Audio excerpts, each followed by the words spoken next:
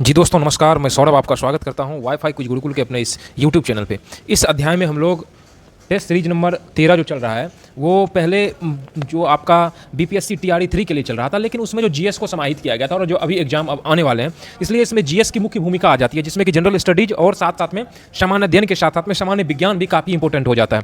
तो इसीलिए अब मैथ और रीजनिंग का सेपरेट से क्लास चल रहा है, तो आप लोग प्लेलिस्ट में उपलब्ध है, उसे निश्चित रूप से अध्ययन करिए। इसमें सिर्फ जीएस के प्रश्नों को जो जितने भी बिहार में अब तक के एग्जाम हुए उन सारे प्रश्न पत्रों का जो है ना यह हल संग्रह है। निश्चित रूप से आपको इसे एग्जाम में काफ़ी ज़्यादा मदद मिलेगा। इसमें 50 क्वेश्चन को संग्रह किया गया। अगर आप इस प्रकार से अगर देखते हैं तो लगभग आपको एक सेट में, मतलब अगर आप इसमें लगभग 20 से 25 मिनट के अंदर लगभग 150 से 200 प्रश्न आपके क्लियर हो जाते हैं। लगभग 200 प्रश्न इसमें आपके क्लियर हो जाते हैं, जो कि काफी ज्यादा महत्वपूर्ण है और जो आपके एग्जाम में बहुत ही ज्यादा हेल्पफुल होगा। चलिए अब अध्ययन करते हैं। पहला प्रश्न है, रॉलेट एक्ट अधिनियम 1919 समेकित रूप से क्या था? देखिए, रॉलेट एक्ट अधिनियम जो है मुख्य रूप से यह 19 मार्च 1919 को हुआ था। रॉलेट एक्ट अधिनियम रॉलेट एक्ट अधिनियम जो 19 मार्च 1919 को जो था ना, मुख्य रूप से मजिस्ट्रेट संदेह के आधार पर किसी भी व्यक्ति को अरेस्ट कर लेता था, और मतलब अरेस्ट कर लेना और उसको जेल में बंद किया जाता था, वो भी अनिश्चित समय में। मतलब उसके बाद राजनीतिक कैदियों को वो 2 वर्ष में हिरासत रखने लगा। उसी में इस प्रकार की व्यवस्था था। शांतिपूर्ण कोई अगर जुलूस है, उस जुलूस पर भी जो है प्रतिबंध लगा दिया, उसको रोक लगा दिया गया। और इसे एक प्रकार से बिना अपील, बिना वकील और बिना दलील का भी रॉलेट एक्ट अधिनियम को कहा गया था। मुख्य रूप से 13 अप्रैल 1919 को हुआ था, याद रखेगा। तो सभी प्रकार के जन आंदोलन को इसने प्रतिबंधित कर दिया था। बिल्कुल सही है। इसने राजनीतिक गतिविधियों को दबा दिया और राजनीतिक कैदियों को बिना मुकदमे 2 वर्ष तक हिरासत में, याद रखेगा 2 वर्ष पॉइंट, यह भी सही है। इसमें क्या हो जाएगा आप लोग उपरोक्त में से एक से अधिक। अगला देखते हैं, 1942 में निम्नलिखित में से कौन सा ब्रिटिश प्रतिनिधि मंडल भारतीय नेताओं के साथ उनकी मांगों पर चर्चा करने के लिए आया था? 1942 की बात करता है। यह समय था भारत छोड़ो आंदोलन, साथ में पूरे विश्व में एक युद्ध चल रही थी, द्वितीय विश्व युद्ध, जो 1939 से लेकर के 1945 में था। इसमें मुख्य रूप से मित्र राष्ट्र काफी ज्यादा शक्तिशाली होने लगा था, जिस कारण से अमेरिका हो गया, चीन हो गया, ऑस्ट्रेलिया, इन्होंने दबाव बनाना ब्रिटेन पर स्टार्ट कर दिया कि भारत को शीघ्र से शीघ्र आप भारत को क्या करें, स्वतंत्र करें। इसी उस समय जो 1939 से लेकर के 1945 द्वितीय विश्व युद्ध का जो समय था, उस समय ब्रिटेन के प्रधानमंत्री बॉस ऑफ ब्रिटेन, याद रखिएगा, बॉस ऑफ चर्चा का विषय था, विंस्टन चर्चिल था। यह भी क्वेश्चन लगातार पूछा जाता है। विंस्टन चर्चिल पर जो है ना, साथ साथ में उन्होंने 11 मार्च 1942 को स्टेफोर्ड क्रिप्स की अध्यक्षता में क्या था, क्रिप्स मिशन जो बनाया था, कब बनाया था तो याद रखिएगा, उन्होंने 11 मार्च 1942 को स्टेफोर्ड क्रिप्स की अध्यक्षता में मिशन गठित किया था। और साथ साथ में 23 मार्च 1942 को जो है यह क्रिप्स मिशन जो है भारत पहुंचा। और भारत पहुंचने के साथ साथ कांग्रेस ने एवं मुस्लिम लीग दोनों ने अस्वीकार किया था यह क्रिप्स मिशन का जो प्रस्ताव था मुख्य रूप से। और गांधी जी ने इसे जो एक तरह से कहा जाता दिवालिया होने वाले बैंक का पोस्ट वेटेड चेक कहा था। तो 1942 में ब्रिटिश प्रतिबंध भारतीय नेताओं के साथ उनकी मांगों पर चर्चा करने के लिए आया था। वह क्या था? क्रिप्स मिशन आया था, 1942 में आया था। तो इस प्रकार से, और पुरुष सूक्त किस वेद का एक मंत्र सूक्त संग्रह है? पुरुष सूक्त जो है वह ऋग्वेद का है। केवे मंडल में, तो ऋग्वेद के 10वें मंडल में इसकी चर्चा किया गया। इसमें एक प्रकार से एक विराट पुरुष की चर्चा किया गया, विराट पुरुष, और उनके अंगों के विषय में बताया गया। संभवतः उसी विराट पुरुष को वैदिक ईश्वर कहा गया, वैदिक ईश्वर उसी विराट पुरुष को कहा गया। इस प्रकार जितने पॉइंट आ रहे हैं, सारे पॉइंट आपके क्वेश्चन में क्लियर हो रहे हैं उस प्रश्न से संबंधित, और सारे प्रश्न पूछे करने के बाद आपको कहीं भी दिक्कत नहीं आएगी। डेनिया जलप्रपात भारत के किस राज्य में स्थित है? तो डेनिया जलप्रपात मुख्य रूप से जो है मेघालय में है। कुछ याद रखिएगा, जैसे शिव समुद्रम जलप्रपात यह कर्नाटका में है। जैसे आपका दूध सागर जलप्रपात, दूध सागर तो गोवा में दूध मिलता है जी। उसके बाद चित्रकूट जलप्रपात जो है आपका छत्तीसगढ़ में है। 3 जलप्रपात को आप याद रखिएगा, ये भी क्वेश्चन पूछे गए हैं।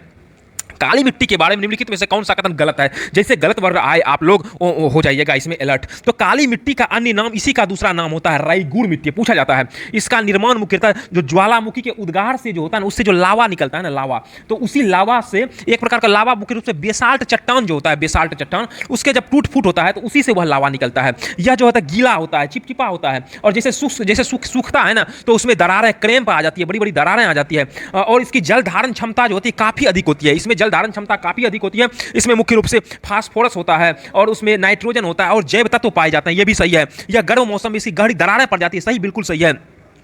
और पोटास, एल्यूमिनियम, मैग्नीशियम ऑक्साइड इसमें पर्याप्त मात्रा में पाया। दक्कन ट्रैम्प में नहीं, दक्कन ट्रैम्प में पाए जाते हैं, महाराष्ट्र का क्षेत्र है।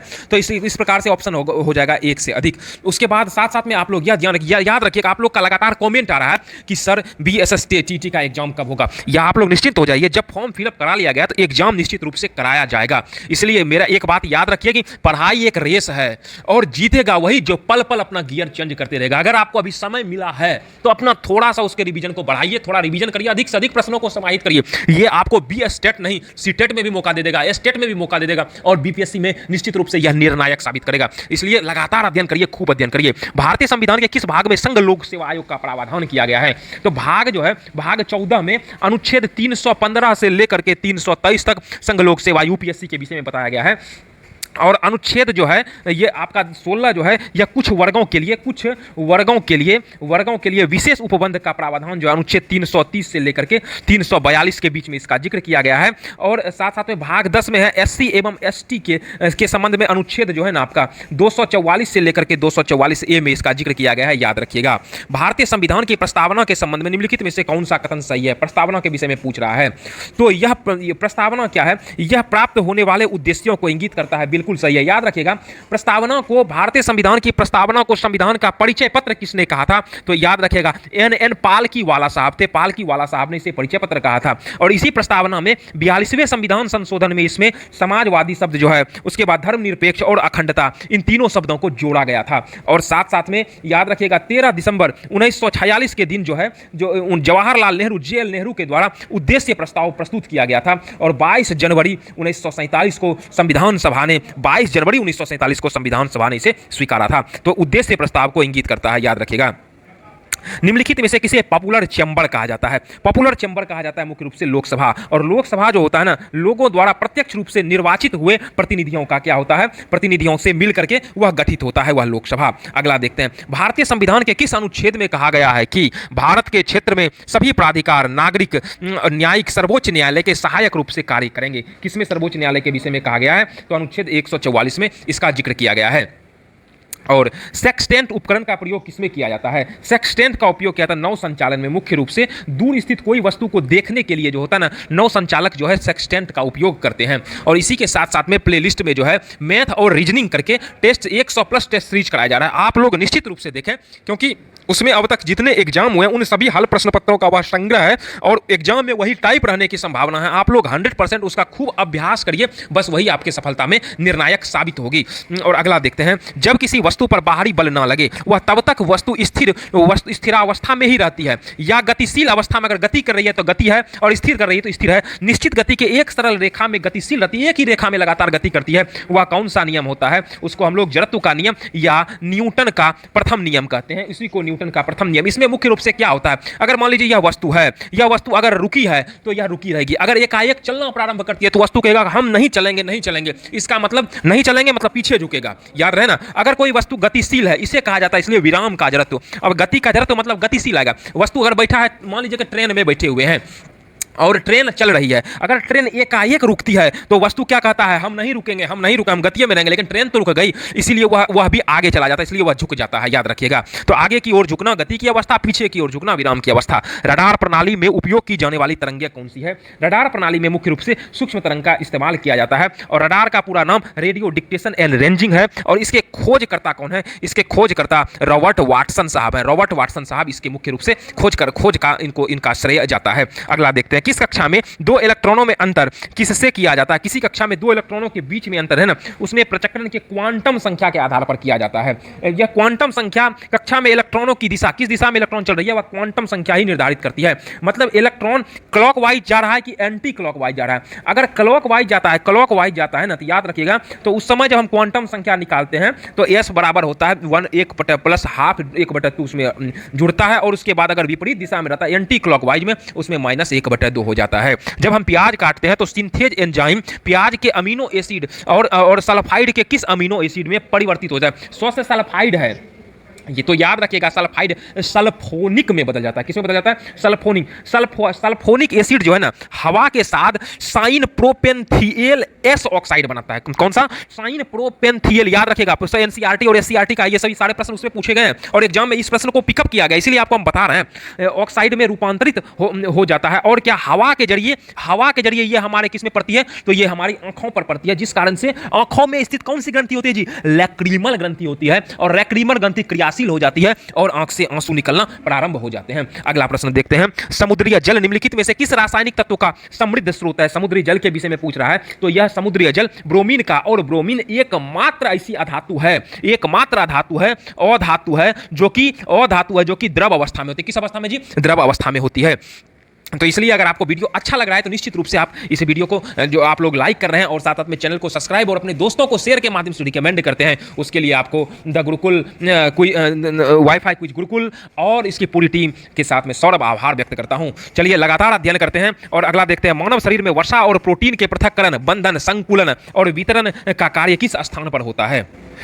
तो इसमें है पैराऑक्सीओम होगा कि इसमें गोल्जी काय होगा, अंतः परद्रवी जालिका। तो इसमें हो जाएगा आपका इसमें जो आपका मुख्य रूप से गोल्जी काय हो जाएगा। याद रखिए गोल्जी काय की खोज किसने किया? तो इसकी खोज किया था कैमिलो गोल्जी ने। यह जो होता है यह सूक्ष्म नलिकाओं का होता है। किसमें? सूक्ष्म नलिकाओं के समूह जो होता है ना, के समूह एवं थैलियों एवं किससे एवं थैलियों का बना होता है। ये कोशिकाओं के अणुओं का, इसे गोल्जी काय को ही अणुओं का यातायात प्रबंधक कहा जाता है। पूछता है क्वेश्चन, कोशिका के अणुओं का यातायात प्रबंधक गोल्जी काय को कहा जाता है। इसी में वसा प्रोटीन से अलग होता है और बंधन, संकुलन तथा वितरण का कार्य इसी स्थान पर होता है। पौधों में यहां पे जाइलम है। पौधों में जाइलम की उपस्थिति निम्नलिखित में से क्या होता है? याद रखिएगा जौ से जाइलम और जौ से जल और जौ से जड़। तो पौधे का जो जाइलम होता है वह जड़ से जल लेकर के पूरे पौधे की पत्तियों, शाखाओं तक पहुंचाता है। और खाद्य पदार्थों का परिवहन याद रखिएगा एक फ्लोएम होता है जो कि पौधे के से खनिज पदार्थ इत्यादि को लेकर के पौधे के सभी भागों में पहुंचाता है। निम्नलिखित में से किस रूप में कार्बोहाइड्रेट हमारे शरीर में संचित होते हैं? एक बात याद रखिएगा, अभी आप अपना पूरा समय समर्पित कर दीजिए पढ़ाई के लिए। आप लोग सब कुछ हासिल कर लीजिएगा जो आप चाहते हैं, इसीलिए पूरा जी जान लगा दीजिए। अधिक से अधिक अभ्यास ही आपकी सफलता को निर्णायक करेगी, इसलिए आप अधिक से अधिक प्रश्नों का अभ्यास करिए। आप कहीं फाउंडेशन किए हैं, आप नहीं किए हैं, वो सब एक अलग बात है, आपका बेस बन जाएगा। लेकिन आप जितने अधिक से अधिक अभ्यास करिएगा तो आपके कंसेप्ट क्लियर होते जाते हैं और हम विश्वास दिलाते हैं। आप लोग जुड़े रहिए, लगातार अभ्यास करिए, आप लोग का जो सपना है निश्चित रूप से साकार होगा। यह ना सिर्फ आपको जो आगामी जो TR3 और जो बीपीएससी के द्वारा TR3 4 के लिए उपयोगी होगा, ये आपको साथ साथ में जो बीपीएससी BSSC के द्वारा 10+2 एग्जाम होना है, या साथ साथ में जो दरोगा का एग्जाम अभी होना है और मेंस में तो काफ़ी उपयोगी है, सचिवालय का होना है, रेलवे की वैकेंसी निश्चित रूप से काफ़ी उपयोगी होगी। इसलिए आप लोग टेट का भी एग्जाम दे रहे हैं, 15-20 मिनट समय से कुछ नहीं जा रहा है। आप लोग तो आप लोग समय निकाल करके एक बार अपनी नज़र से इसको गो थ्रू करिए, रिवीजन में बना रहेगा। किस रूप में कार्बोहाइड्रेट हमारे शरीर में संचित रहता है? तो इसमें जो होता है ग्लाइकोजन के रूप में रहता है। याद रखिएगा कार्बोहाइड्रेट दो जगह पे होता है, एक होता है ग्लाइकोजन के रूप में और दूसरा होता है वसा के रूप में, अतिरिक्त कार्बोहाइड्रेट के रूप में। अतिरिक्त कार्बोहाइड्रेट के रूप में होता है जब रक्त में ग्लूकोज का स्तर, रक्त में ग्लूकोज का स्तर जो होता है ना, स्तर जो होता है, जब ग्लूकोज का स्तर कम होता है तब ग्लूकोज यकृत से मुक्त होकर जो होता है, तब ग्लूकोज कहां से? तो यकृत में जो वसा रहता है उसी से ग्लूकोज मुक्त होकर उसकी पूर्ति होती है।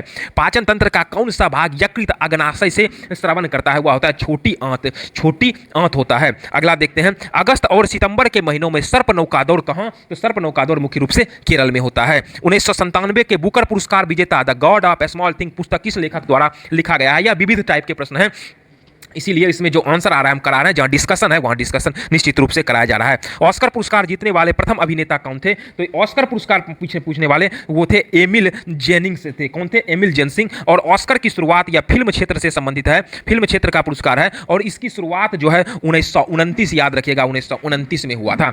उसके बाद निम्नलिखित में से किस पशु को कर्नाटक में कांबला नामक पारंपरिक खेल में दौड़ाया जाता है? कांबला नामक पारंपरिक खेल में मुख्य रूप से जो दौड़ाया जाता है ना, तो इसमें जो है मुख्य रूप से होगा क्या कहते हैं, कुत्ता, बकरा।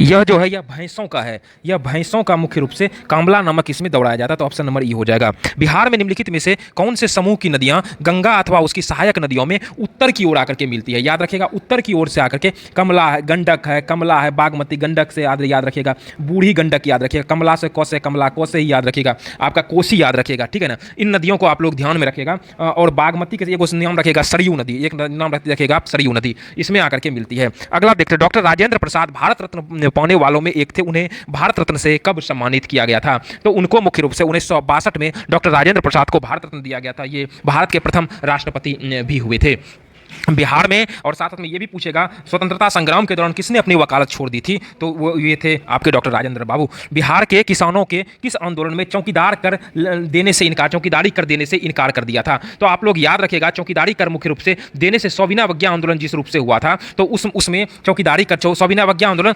1930 में जो सविना उसी दौरान यहाँ मुख्य रूप से सारण में, उसके बाद चंपारण में, शाहाबाद में, पूर्णिया में, मुंगेर में, पटना में स्थानीय लोगों ने चौकीदारी कर जो है चौकीदारी कर वह देने से इनकार कर दिया था।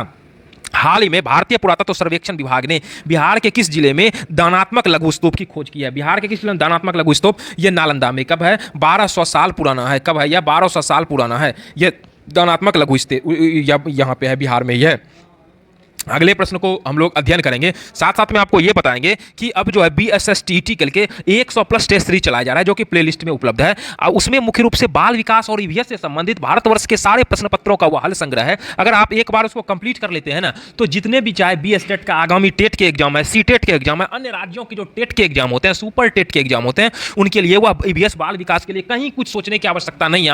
आप चाहे बीएड में क्लास किए हो नहीं किए हो, उनको उसको सिर्फ करते जाते हैं आप लोग, तो कंसेप्ट आपका क्लियर हो जाता है और परीक्षा में आप अधिक से अधिक प्रश्नों का उत्तर देने की स्थिति में आ जाते हैं। तो अगला देखते हैं, हाल ही में बिहार के किस जिले में चिल्ड्रन बैंक खोला गया? तो गया जिले में चिल्ड्रन बैंक खोला गया। यह कोई राष्ट्रीयकृत बैंक नहीं है, बल्कि यह राष्ट्रीयकृत बैंक की तरह काम करता है। इसमें बच्चे अपने पॉकेट खर्च के रूप में जो मनी है वह उसमें जमा कर सकते हैं पॉकेट खर्च के रूप में। यह बैंकों की कार्यप्रणाली की तरह है। 1917 में निम्नलिखित में से किस भारतीय क्रांतिकारी ने मैक्सिको में कम्युनिस्ट पार्टी की स्थापना किया था? तो मैक्सिको में कम्युनिस्ट पार्टी की स्थापना MN राय, इनका नाम था मानवेंद्र नाथ राय के द्वारा 1917 में किया गया था।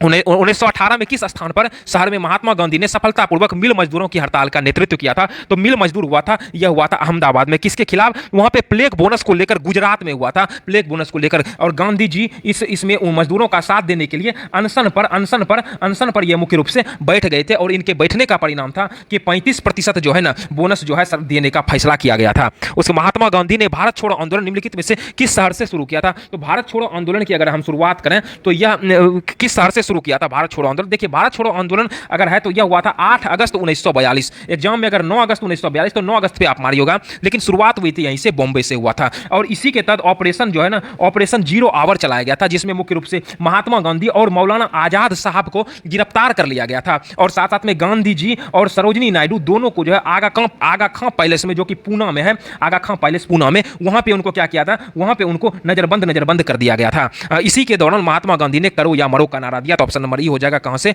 बॉम्बे से। अगला देखते हैं, वेद ऋषि कपिल का संबंध किस भारतीय शास्त्र से है? तो कपिल का संबंध जो है सांख्य में। याद रखिए, कपिल शर्मा शो में अधिकतर लोग आ जाते हैं, इसलिए सांख्य है। तो सांख्य दर्शन याद रखने का एक तरीका पता है। स्वतंत्र भारत के पहले वित्त मंत्री कौन थे? तो पहले वित्त मंत्री RK शनमुखम शेट्टी साहब थे। और अगर पूछा जाए पहले वित्त मंत्री थे, ये इनका कार्यकाल 1947 से लेकर के 49 तक रहा था। और स्वतंत्र भारत के प्रथम एवं अंतिम गवर्नर जनरल, फर्स्ट एवं अंतिम गवर्नर जनरल C राजगोपालाचारी थे। बलदेव सिंह रक्षा मंत्री, पहले रक्षा मंत्री हुए थे बलदेव सिंह। और अंबेडकर साहब का नाम याद रखेगा, अंबेडकर साहब जो मुख्य रूप से क्या हुए थे? मुख्य रूप से प्रथम विधि मंत्री या कानून मंत्री बनने का इनको गौरव मिला था। महादेव पहाड़ियां किस राज्य में? मौसा महादेव, मौसा मध्य प्रदेश। तो मध्य प्रदेश राज्य में महादेव पहाड़ियां हैं, याद रखिएगा। महेंद्रगिरी की सबसे ऊंची चोटी, महेंद्रगिरी की सबसे ऊंची चोटी कौन सी है? तो यहाँ महेंद्रगिरी की सबसे ऊंची चोटी नहीं, महेंद्रगिरी की सब नहीं, यहाँ पे आपका महेंद्रगिरी जहाँ ऑप्शन से लग रहा है वह किस क्षेत्र में पड़ता है? तो महेंद्रगिरी आपका पूर्वीय घाट, ये भारत है, इस क्षेत्र में महेंद्रगिरी का क्षेत्र पाया जाता है। उसके बाद निम्नलिखित में से कौन सा भारत में सबसे बड़ा नदी द्वीप है? भारत का सबसे बड़ा नदी द्वीप जो कि है कौन सी? ऑल ऑफ दिस, यहाँ माजुली है, माजुली है, जो कि मुख्य रूप से माजुली नदी है। इसे असम की सांस्कृतिक राजधानी भी कहा जाता है, माजुली को, समझ रहे हैं कि नहीं? और अरुणाचल प्रदेश से आकर सबसे अधिक मिसिंग जनजातियां इसी माजुली में रहती है। उसके भारतीय संविधान के निम्नलिखित में से किस अनुच्छेद में यह वर्णित किया गया कि संसद के पास संघ सूची में शामिल किसी भी मामले के संबंध में कानून बनाने की विशेष शक्तियां प्राप्त है? कानून बनाने की विशेष शक्तियों का जिक्र अनुच्छेद 246 में किया गया है। और याद रखिएगा 292 और 293 में स्टेट का जो है ना, स्टेट प्लस यूटी, अन्य राज्य प्लस केंद्र शासित प्रदेश, दोनों में राज्य सरकार को ऋण देने का अधिकार दिया गया है। ऋण देने का जो है ना अधिकार है राज्य सरकार को इस कानून के तहत, इस अनुच्छेद के तहत। भारतीय संविधान द्वारा प्रदत्त मौलिक अधिकारों के अनुसार राज्य तक के सभी बच्चों को निःशुल्क और अनिवार्य शिक्षा देने की जिम्मेदारी 6 से 14 वर्ष के बच्चों को है। यह 2009 में विधेयक पारित किया गया था। और याद रखिएगा 86वां संविधान संशोधन किया था, कब? 2002 द्वारा। इसमें अनुच्छेद 21 क के तहत यह प्राथमिक शिक्षा जो है ना, इसको मूल अधिकार बना दिया गया था, यह याद रखिएगा। पंचायत का सदस्य बनने के लिए न्यूनतम आवश्यक आयु क्या निर्धारित किया गया है? यह 21 वर्ष। और पंचायत का वर्णन अनुच्छेद 40। जितने सारे पॉइंट बता रहे हैं काफी इंपोर्टेंट और परीक्षा में पूछे गए पॉइंट हैं, तो आप लोग अगर सिर्फ देख लेते हैं तो आपका रिवीजन हो जाता है। और अनुच्छेद 246 के तहत राज्य विधानमंडल को स्थानीय स्वशासन संबंधित किसी भी विधेयक, स्थानीय स्वशासन संबंधी किसी भी विधेयक पर जो है कानून बनाने का अधिकार देता है। किसमें? अनुच्छेद 246 में। और अनुच्छेद 243 के तहत जो है के 5 के तहत ग्राम पंचायत के सदस्य के लिए न्यूनतम आयु 21 वर्ष रखा गया। 243 के 5 के तहत याद रखेगा। अनुच्छेद 40 में पंचायत का वर्णन है। उसके बाद फिटकरी बनाने के लिए बॉक्साइड को घोला जाता है। किसमें घोला जाता है फिटकरी बनाने के लिए? सल्फ्यूरिक अम्ल। इसी सल्फ्यूरिक अम्ल को ऑयल ऑफ जो क्या कहा जाता है? विट्रियस कहा जाता है, विट्रियल भी कहा जाता है इसी को। और व्यापक रूप से इसका उपयोग उर्वरकों के निर्माण में किया जाता है। कैंसर के उपचार में किस अक्रिय गैस का इस्तेमाल किया जाता है? तो कैंसर में मुख्य रूप से रेडॉन का इस्तेमाल कैंसर उपचार में किया जाता है। उसके बाद पोषवाही फ्लोएम का परिवहन किसमें होता है? फ्लोएम जो होता है ना, मुख्य फ्लोएम शर्करा के रूप में, शर्करा का परिवहन देखिए फ्लोएम का है जितना भोजन पदार्थ होता है ना, शर्करा जो कार्बोहाइड्रेट के रूप में होते हैं उसका परिवहन करता है। सही है। फ्लोएम रस में कैल्शियम सर्वाधिक मात्रा में, कैटायन नहीं पाया जाता, यह भी सही है, नहीं पाया जाता। सही है। फ्लोएम एक दिशात्मक जो होता है ना, मुख्य रूप से नहीं पाया जाता, नहीं मतलब यह नहीं पाया जाता। सही बात है। और यह जो फ्लोएम का परिवहन एक दिशात्मक नहीं, सभी दिशा में, पौधे के हर भाग में यह भोजन परिवहन करता है। यह गलत हो जाएगा। ऑप्शन नंबर 1 से अधिक हो जाएगा, डी नंबर। अगला देखते हैं, एक गुणसूत्र में निम्नलिखित में से क्या उपस्थित रहता है? गुणसूत्र में मुख्य रूप से डीएनए और आरएनए होता है, जो कि मैट्रिक्स तथा डीएनए से बना होता है गुणसूत्र। अगला देखते हैं, निम्नलिखित में से कौन सा अमीनो अम्ल मानव शरीर में संश्लेषित नहीं होता है? तो मानव शरीर में एलेनिन नामक अमीनो अम्ल संश्लेषित नहीं होता है। याद रखिएगा, अमीनो अम्ल की संख्या 20 है, जिसमें 10 जो है वह आवश्यक है, जो कि शरीर में अपने आप बन जाता है, और 10 जो है अनावश्यक है, जो कि हम अलग से लेते हैं। इसमें एलेनिन भी है। उसके बाद मीनाक्षी श्रीनिवास निम्नलिखित में से किस नृत्य शैली के प्रतिनिधित्व है? मीनाक्षी श्रीनिवास का जो संबंध है मुख्य रूप से भरतनाट्यम से संबंधित है।